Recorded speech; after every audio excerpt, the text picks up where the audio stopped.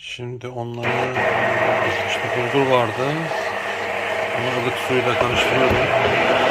Yani şu an her yer kapalı olduğu için dün gece bekledim.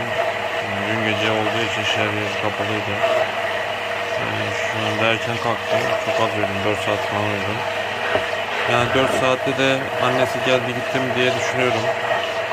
Ama işe gidersem akşam 8'de geleceğim. 8'e kadar muhtemelen 30 saat geçmiş olacak. Nasıl olacak bilmiyorum.